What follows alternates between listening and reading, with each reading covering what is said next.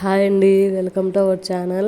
ఈరోజు అయితే నేను నా చిట్టి పొట్టి టైలరింగ్ మిషన్ గురించి అయితే మీతో చెప్పాలనుకుంటున్నాను.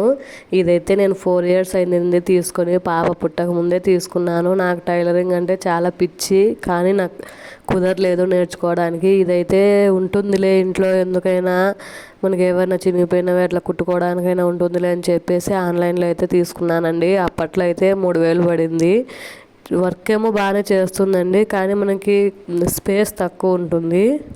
మనం ఏవైనా చినిగిపోయినవి అట్లా కుట్టుకోవాలన్నా కుట్టుకోవచ్చు. మామూలు జాకెట్లు కూడా కుట్టుకోవచ్చు అండి, కుట్టుకోవాలనుకుంటే. దీనికైతే నేను సపరేట్ బెంచ్ అయితే తెచ్చుకోవాలి. నాకైతే అస్సలు కుదరలేదు బెంచ్ తెచ్చుకుందాం అనుకుంటే. అంతలోపు పాప కడుపులో ఉన్నప్పుడు కన్సీవ్ కావడము, పాప డెలివరీ అయిపోయిన తర్వాత మళ్ళీ కొద్ది రోజులకు బాబు ఇట్లా అయిపోయిందండి. అందుకని దాని గురించి అంతగా పట్టించుకోలేదు. ఇప్పుడైతే ఇంకా బాబు 1 year వెయిట్ చేయాలి నేను ఇంకా టైలరింగ్ నేర్చుకోవాలంటే. ఇంకా బాబు స్కూల్కి వెళ్ళిన తర్వాతనే నేను టైలరింగ్ నేర్చుకునేది. అంతవరకు ఇంకా మనకు కుదరదు కదా.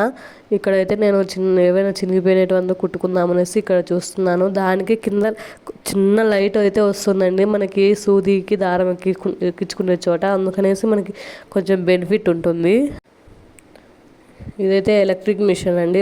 మనం కాళ్ళతో తొక్కాల్సిన పని లేదు, జస్ట్ అట్లా ప్రెస్ చేయడం వల్ల అదే పోతుంది. ఇక్కడ లైటింగ్ ఉండడం వల్ల కూడా మనకి ఇట్లా గూట్లో పెట్టుకోవడం వల్ల కనిపించేదే మనకి అనే ప్రాబ్లం ఏమి ఉండదు. బాగా లైటింగ్ అయితే బాగా వస్తుంది, మనం కుట్లు చూసుకోవచ్చు. ఇది కూడా ఎక్కువ రోజులు పక్కన పెట్టడం వల్ల కొద్దిగా మారం చేస్తుంది, సూది దారం ఊడిపోవడం అట్లా ఎక్కువ సార్లు.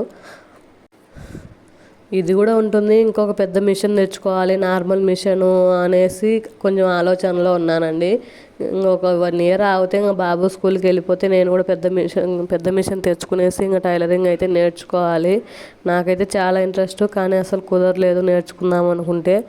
ఈసారి అయితే కన్ఫామ్గా నేర్చుకోవాలి. అయితే మిషన్లు అయితే చాలా కాస్ట్ చెప్తున్నారండి. మీ సైడ్ ఎంత కాస్ట్ ఉన్నాయో చెప్పండి.